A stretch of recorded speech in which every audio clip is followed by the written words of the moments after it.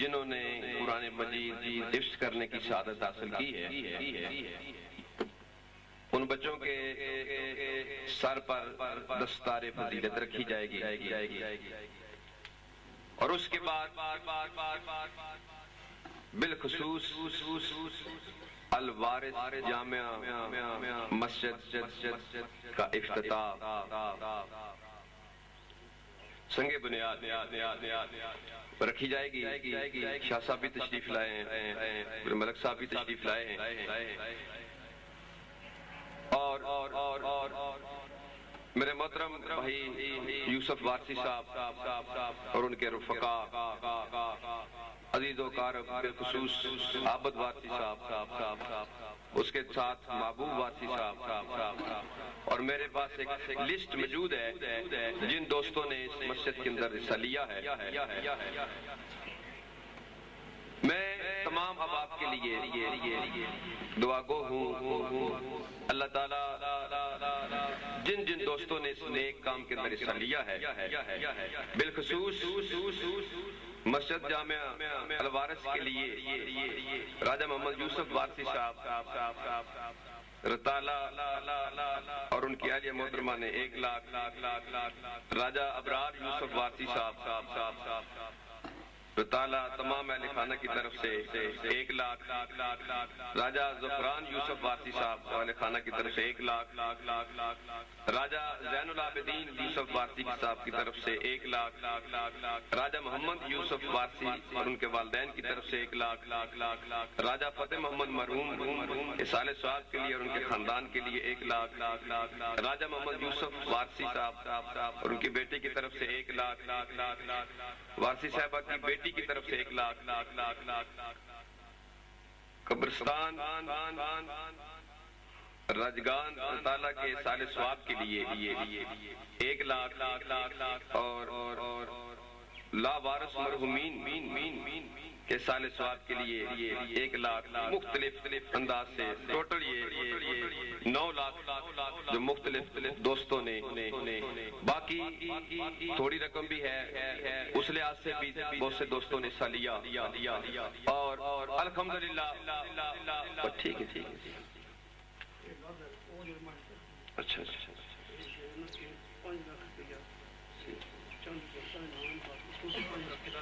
صحیح۔ محمد اکرم شیخ صاحب، محمد ظفران وارثی صاحب، خواجہ صفدر صاحب، محمد زاہد صاحب، حاجی نذیر صاحب، عمران خالد صاحب، حاجی خالد صاحب، حاجی اللہ دتہ صاحب اور راجہ امریز صاحب، ان کی طرف سے 20 پاؤنڈ کی شکل میں مسجد کی خدمت کی گئی ہے، 500 پاؤنڈ جی سب کے پڑھ جی 5 لاکھ روپے جو ہے یہ، اور 9 لاکھ 14 لاکھ روپے جو ہے الحمدللہ اس مسجد کے لیے اس کی سنگ بنیاد رکھی جا رہی ہے۔ انشاءاللہ العزیز اللہ کے گھر کا کام ہے، یہاں جب رب پاک کسی سے کام لینا چاہے تو ایک آدمی بھی یہ سارے کام کر دیتے ہیں۔ بہرحال جتنے دوستوں نے، جن ہمارے عزیز متعلقہ دوستوں نے اس نیک کام کے اندر حصہ لیا ہے، ہم سب کے لیے دعا گو ہیں، اللہ پاک انہیں خیر کثیر عطا فرمائے۔ اسی والے سے میں تھوڑی سی بات گفتگو بھی آپ کے سامنے کروں گا۔ دعا کریں اللہ پاک ہمیں نیک راستے پہ خرچ کرنے کی توفیق عطا فرمائے، اور الحمدللہ پہلی بات جو میں یہ کرنا چاہوں گا وہ یہ ہے، اللہ کا ولی، اللہ کا فقیر کون ہوتا ہے؟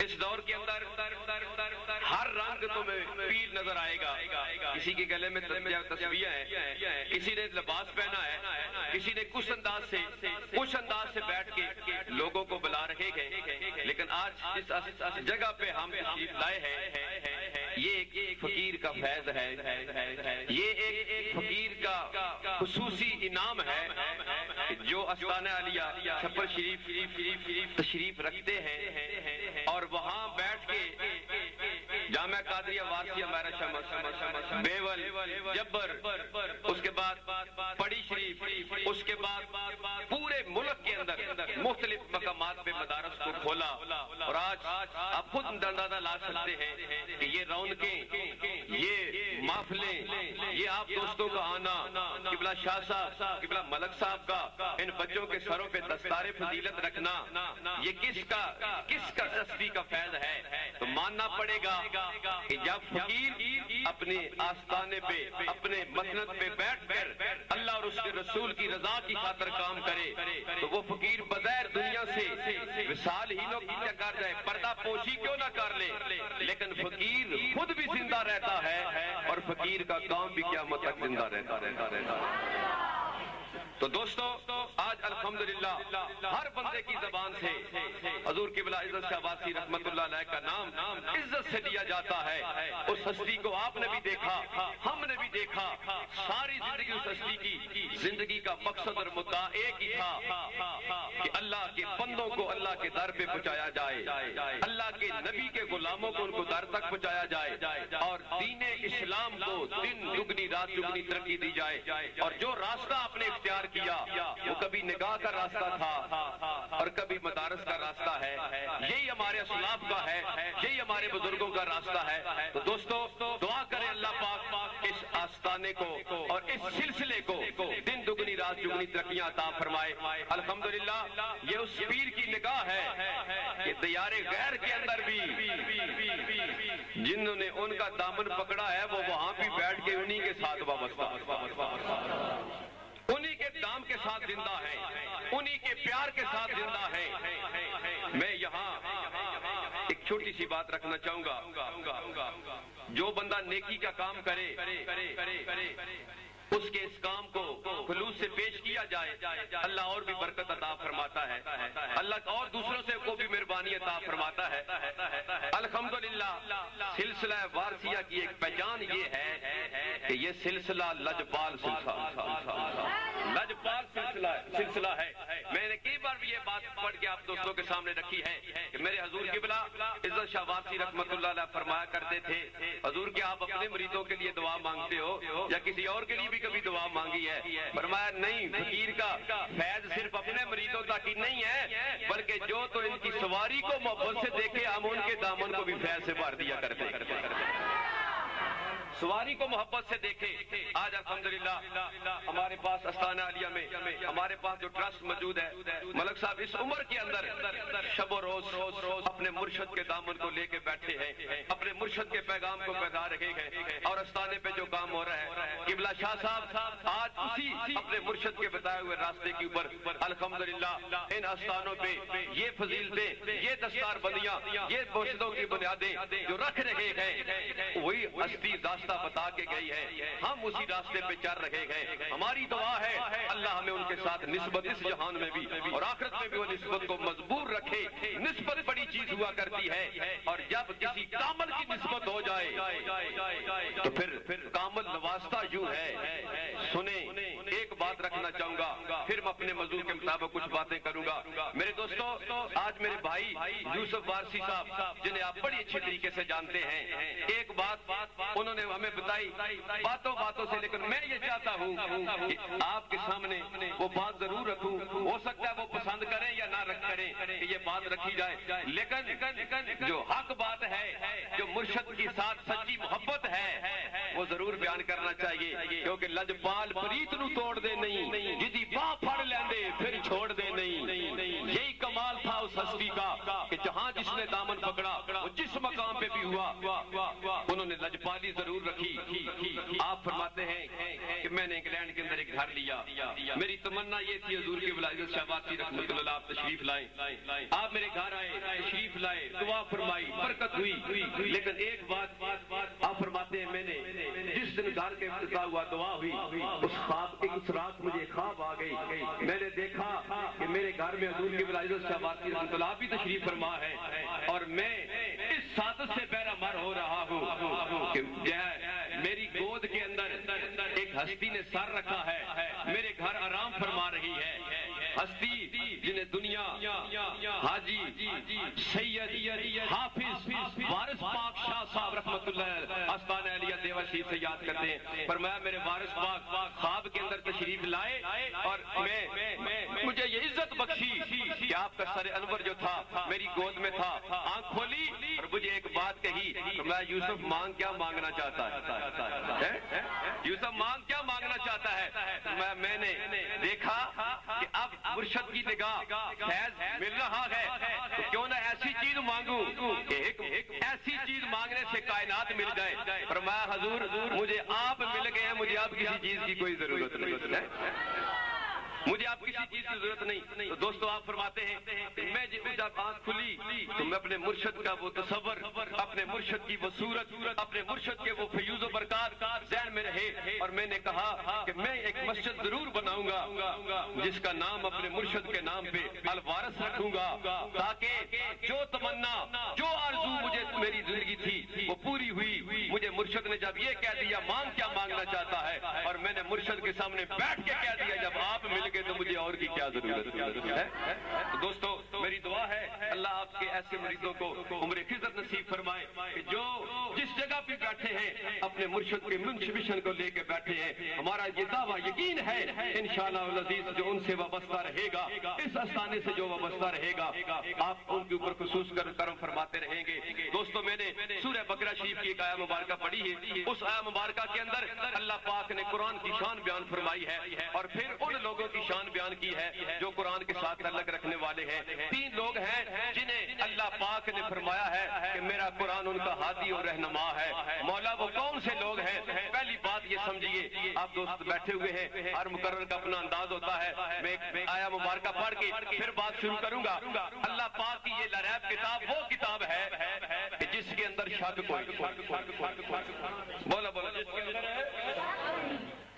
توجہ رکھیں، جس کے اندر ہے شک کوئی نہیں۔ میں ایک بات کہتا ہوں، میرے رب کے اندر سب کچھ ہے پر ایک بات رب میں نہیں۔ کملی والے میں سب کچھ ہے پر ایک بات کملی والے میں نہیں۔ قرآن میں سب کچھ ہے پر ایک بات قرآن میں نہیں۔ رب کے اندر سب کچھ ہے پر ایک بات ہے رب میں نہیں۔ وہ کیا ہے؟ میرے رب میں عاجزی نہیں۔ بولو میرے رب میں عاجزی نہیں۔ کملی والے کے اندر ہر خوبی کمال موجود ہے لیکن کملی والے کے اندر تکبر نہیں۔ قرآن میں سب کچھ موجود ہے پر قرآن میں شک کوئی نہیں۔ آؤ قرآن میں اللہ پاک بھی فرماتے ہیں الف لام میم ذالک الکتاب لا ریب فیہ ھدی للمتقین۔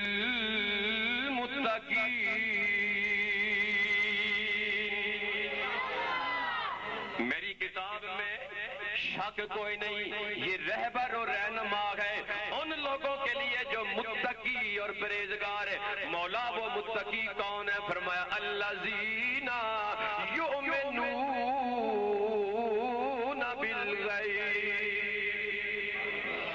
وہ لوگ جو غیب پہ حضرات توجہ رکھو تائی کو گل پلے تھوڑے بھی پیسے میں مزہ اسی کو گل کرنے ہے تے انشاءاللہ العزیز شاہ صاحب بھی اپنے خوبصورت الفاظ نال سانو مستفید فرماسن تے پھر دستار فضیلت بھی اسی تے انشاءاللہ کوشش ہے اسی پوری کوشش کریں گے انشاءاللہ العزیز 1 بجے دعا پر جتنی دیر میں بولا تو مہربانی فرماسو تاکہ میں پتہ لگے کہ آج سارے دوست محبت تے پیار نال بیٹھ۔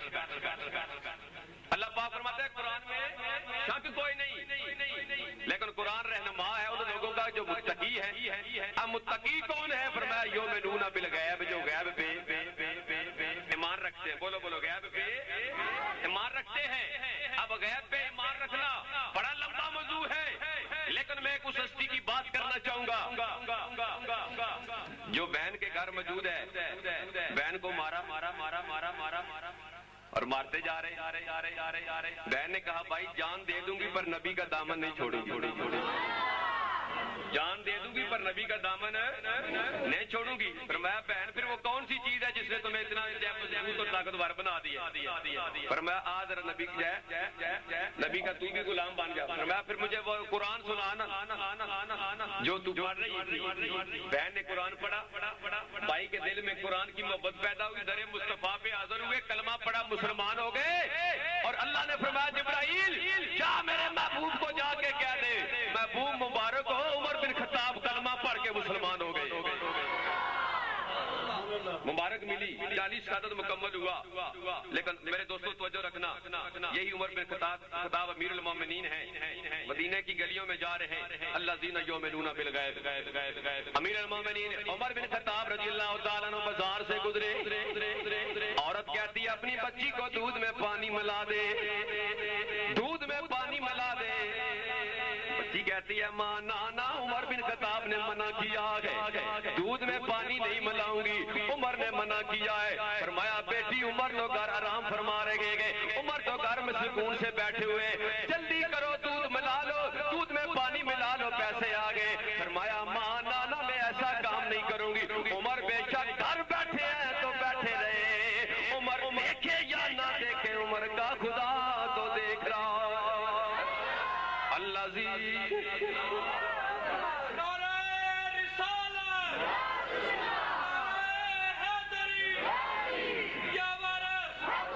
الذین یؤمنون بالغیب, قرآن ان کا رہنما ہے جو غیب پہ.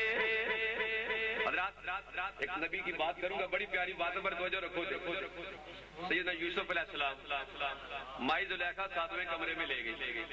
جب 7ویں کمرے میں لے گئی, ایک بت تھا جس کا وہ خدا انہوں نے بنایا, اس کی پوجا کر دیا, اس کے اوپر کپڑا ڈال دیا. توجہ رکھے, بت کے اوپر کپڑا ڈال دیا. فرمایا یوسف اس لیے بلایا, اپنی ساری آرزو پیش کر دی. آپ نے فرمایا مجھے یہ بتاؤ یہ جو کونے کے اندر ایک پتھر پڑا ہے اس پہ کپڑا کیوں ڈالا ہے, کپڑا کیوں ڈالا ہے؟ کہنے لگی یہ میرا خدا ہے اور مجھے خدا سے شرم آتا ہے, اس لیے میں نے کپڑا ڈال دیا ہے. حضرت یوسف علیہ السلام فرماتے ہیں زلیخا اے پتھر کا خدا, اگر اسے تجھے شرم آتا ہے تو مجھے اس خدا سے شرم نہیں آتا جو سینوں کے رازوں کو بھی جانتا ہوں. الذین یؤمنون بالغیب, وہ لوگ جو غیب پہ ایمان رکھنے والے ہیں. وَیُقِیمُونَ الصَّلَاةَ, اور وہ لوگ جو نماز قائم کرنے والے ہیں. قرآن ان کا بھی رہنما ہے. صرف ایک بات کا اشارہ کرتا چلا جاؤں گا, اصل بات میں آگے وَمِمَّا رَزَقْنَاهُمْ يُنْفِقُونَ کی طرف آنا چاہوں گا. وَیُقِیمُونَ الصَّلَاةَ, وہ لوگ جو نماز کو قائم کرنے والے ہیں. قرآن ان کا بھی رہنما ہے. میں صرف اس ہستی کی بات کرنا چاہوں گا جسے میرے نبی نے کاندھوں پہ بٹھایا. قرآن ان کا بھی رہنما ہے. سید الشہداء حضرت امام حسین رضی اللہ تعالیٰ عنہ, اہل بیت پاک اعلیٰ حضرت جن کی بڑی پیاری شان پر فرمائی. ہاں فرماتے ہیں تیری نسل پاک میں ہے بچہ بچہ نور کا, تو ہے نور تیرا سب گھرانہ نور کا. فرمایا قرآن رہنما ہے ان لوگوں کا. وَيُقِیمُونَ الصَّلَاةَ, جو نماز کو قائم کرنے والے گئے. رات کو جو رکھے ساری دنیا کی نمازیں اپنی جگہ, پر حسین کی نماز کے برابر کسی کی نماز ہے. وہ جو رکھو حسین کی برابر کسی کی نماز نہیں ہے. سجدے میں سر رکھا, سر انور عطا کر دیا. اسی حسین پاک کا سر انور جب نیزے پہ ہے, رائب دیکھ رہا ہے لشکر آ رہا ہے, کچھ سر اٹھائے گئے, ایک سر بڑا پیارا نظر آ رہا ہے. رائب عیسائی آگے نکل کے کہتا ہے اوے لشکر والو بڑے پیارے سر ہیں, یہ سر کن کے ہیں؟ فرمایا یہ اہل بیت کے سر ہیں. انہوں نے کہا کیوں شہید کیا؟ کہنے لگے اس لیے کہ یہ کہتے تھے ہم بلند ہیں. یزید کی بیعت نہیں کرتے, تو نے کہا یہ تو شہید ہو کے بھی بلند ہیں. رات جو رقصت گلتا ہی اسی فرمایا یہ تو شہید ہو کے بھی بلند ہے. اس نے کہا بدبختو ایسا کرو حسین کا سارا ایک رات کو مجھے دے دو, ذرا صاف کر کے میں اپنے پاس عزت کے ساتھ رکھوں گا. انہوں نے کہا 10,000 روپے 10,000 درہم لوں. انہوں نے کہا دے دوں گا. دے دیے, حسین پاک کا سر دیا. دیا, سر انور صاف کر کے ایک ریب نے کمرے میں رکھ دیا. قرآن ان کا نماز ہے جو نماز کو قائم کرتے ہیں, اور نماز کو قائم کرنے والے وہ ہوتے ہیں جو ایک دفعہ شروع کر دیں پھر چھوڑتے نہیں ہیں. دوستو توجہ رکھیں, حسین پاک کا سر انور سامنے رکھ کے ریب ادب و احترام کے ساتھ کھڑا ہے. حسین کے چہرے کو دیکھ کے کہتا ہے جس نواسے کا چہرہ اتنا خوبصورت ہے اس نانے جی کے چہرے کی کیا بات ہوگی, اس نانے جی کی کیا بات ہوگی. ہاتھ باندھ کے زیارت حسین کرتے کرتے آدھی رات کا ٹائم ہوا. سر انور سے یہ آواز بار بار کمرے میں گونی لگی, ولا تقولوا لمن يقتل في سبيل الله اموات بل احياء ولكن لا تشعرون. انہیں مردہ نہ کہہ لو, یہ زندہ ہے. ریب دیکھ کے کہتا ہے حسین, قسم اٹھا کے کہتا ہوں تم زندہ ہو, تیرا نبی بھی زندہ ہے, تیرا دین بھی زندہ ہے. تیرے سر انور کو گواہ بن کے کلمہ پڑھ کے مسلمانوں کے کہتا ہوں قرآن ان کا رہنما ہے جو نماز قائم کرتے. تیسری بات وَمِمَّا رَزَقْنَاهُمْ يُنْفِقُونَ, جو رزق ہم نے ان کو دیا ہے نا اسے وہ خرچ کرتے ہیں. اب رب نے یہ نہیں فرمایا جو رزق وہ کماتے ہیں اسے وہ خرچ کرتے ہیں, فرمایا جو ہم نے انہیں دیا ہے نا اسے وہ خرچ کرتے ہیں. دینے والا کون ہے؟ بولو بولو بولو بولو, دینے والا کون ہے؟ واللہ خیر الرازقین, اللہ سب سے بہتر رزق دینے والا. اگر رب رزق دے تو پھر کہاں کہاں خرچ کرو. سنیں, دو چیزیں آپ کے سامنے رکھنا چاہتا ہوں. یہ رزق ان دین کے تن خرچ کرو, یہ رزق اللہ کے گھر کی تعمیر میں خرچ کرو. دو چیزیں رکھے, توجہ رکھے میرے دوستو. پہلی بات یہ رزق ان طلبہ کے لیے وقف کر دو. کیا تمہیں ملے گا؟ ایک روایت پیش کرنا چاہوں گا. وقت کا بادشاہ سلطان محمود غزنوی جو بادشاہ تھا پر اپنے نبی کا نام بغیر وضو کے نہیں لیتا تھا. کتنی محبت رکھنے والا بادشاہ تھا, کوئی معمولی بادشاہ نہیں تھا جسے کلمہ صحیح نہ آتا ہو. ایسا بادشاہ تھا جو نبی کا نام بغیر وضو کے نہیں لیتا تھا. سلطان محمود ہر روز اپنے شہر میں گشت کرتا ہے تاکہ دیکھوں کہ شہر کے اندر کوئی پریشان یا بیمار تو نہیں, کوئی مصیبت تو نہیں. کلکم راع وکلکم مسئول, ہر ایک اپنے ملک کا اپنے گھر کا نگہبان ہے اور سب کے بارے میں ان سے ضرور پوچھا جائے گا.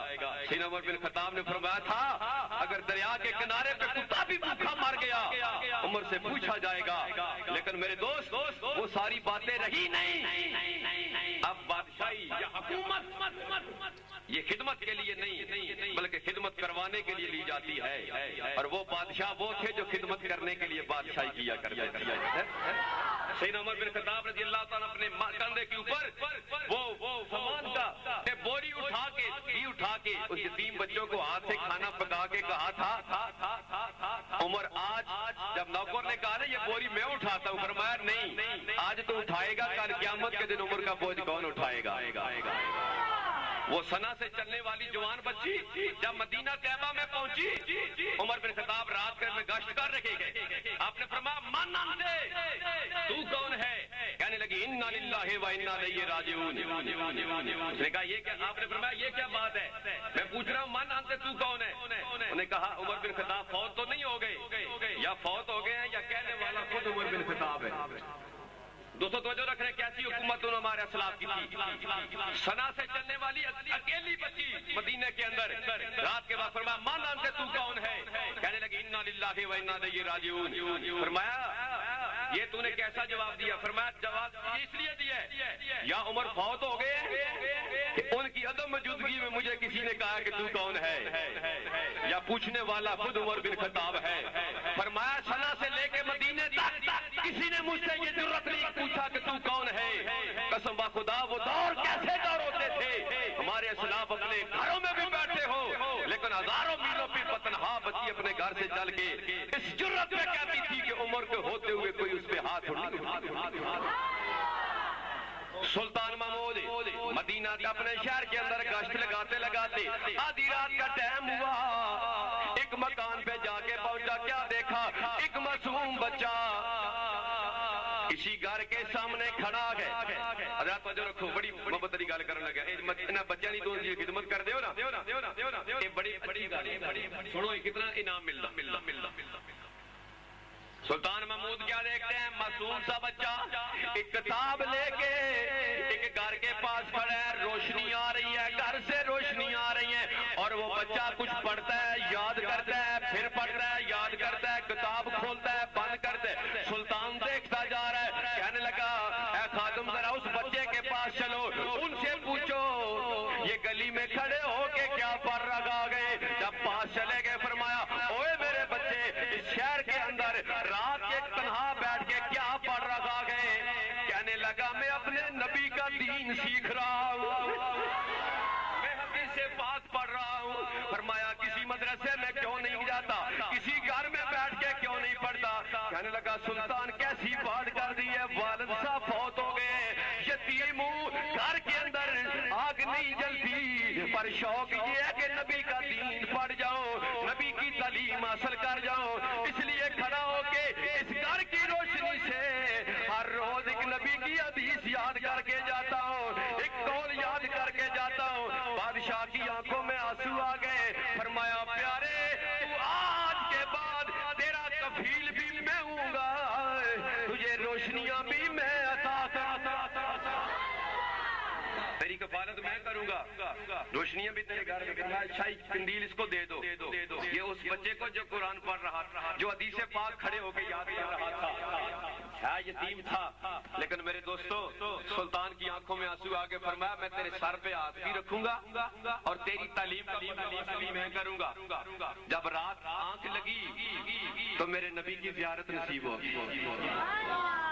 سلطان محمود کو میرے نبی پاک کی زیارت نصیب ہو گئی, اور سلطان محمود کو یہ معمولی انعام نہیں تھا. میرے نبی کا فرمان ہے جو مجھے زیارت خواب کے اندر دیکھے, جسے میری زیارت نصیب ہو جائے وہ جنتی ہو جاتا, اسے جنت کا سرٹیفکیٹ مل جاتا ہے. سلطان کو صرف سرکار نے زیارت نہیں کہی بلکہ فرمایا اے ابن سبکتگین, اوے اس سبکتگین کے بیٹے, میں تیرے لیے دعا مانگتا ہوں. دعا کیا تھی؟ فرمایا اللہ تمہیں اسی طریقے سے عزت عطا فرمائے جس طرح تو نے میرے وارث کو عزت عطا فرمائی. اللہ تمہیں اسی طریقے سے عزت عطا فرمائے جس طرح تو نے میرے وارث کو عزت عطا فرمائی ہے. اب میرے دوستوں توجہ رکھنا, میرے نبی کا وارث کون ہے؟ سلسلہ وارثیت سے تعلق رکھنے والے سنو, میرے نبی کا وارث وہ نہیں جس کے ملاک بنے ہو, جدادے ہو اور اسے دین سے کوئی تعلق نہ ہو. میرے نبی کا وارث وہ ہے جس کی ساری زندگی دین پڑھتے اور پڑھاتے, جس کی ساری زندگی دین سیکھنے اور سکھانے میں گزر جاتی ہے. سنیں میری طرف توجہ رکھیں, اس ادارے کا تعلق الحمدللہ جامعہ قادریہ وارثیہ میرا شمس کے ساتھ ہے. یہ بچے حفظ کر کے اس ادارے میں جاتے ہیں, میٹرک ایف اے بی اے عالم فاضل ساری کلاسیں کرتے ہیں. آپ سنیں وہ ادارہ کون سا ادارہ ہے. حضور کی ولایت شاہ واسی رحمت اللہ کی زبان سے آپ نے بھی سنا ہوگا, ہم نے بھی کئی بار سنا. فرمایا میں بابا جی کا مزار بنانا چاہتا تھا, کئی بار آیا, ایک دن نہیں 2 دن, پورا سال مزار پہ چلتا رہا. بابا اللہ شیر شہید کے ساتھ 1 سال کے بعد زیارت نصیب ہوئی. فرمایا فقیر کیوں تنگ کر رہا ہے؟ کہنے لگا حضور تنگ نہیں, آپ کا مزار بنانا چاہتا ہوں, اجازت چاہیے. آپ نے فرمایا میرا مزار بنانا ہے نا تو پہلے یہاں مدرسہ بنا جہاں نبی کے دین کا علم پھیلایا جائے, دین پڑھایا جائے. اگر وہ مدرسہ بنا ٹھیک ہے, پھر میں تمہیں اجازت دیتا ہوں. آپ نے فرمایا میں آپ سے وعدہ کرتا ہوں کہ یہاں دین کا مدرسہ بنے گا اور میرے نبی کا دین پھیلے گا. میرے دوستوں کو جو رکھیں, حضور کی بلائزت شاہ واسی رحمت اللہ علیہ نے ایک فقیر کے ساتھ وعدہ کر کے, ایک ولی کے ساتھ وعدہ کر کے وہ ادارہ بنایا. وہ آج دیکھ لیں الحمدللہ مزار بھی کتنا خوبصورت ہے, اس اللہ کے ولی کی وہ مسجد بھی کتنی خوبصورت بن رہی ہے. وہ بچیوں کا مدرسہ, وہ بچوں کا مدرسہ آج جو ہے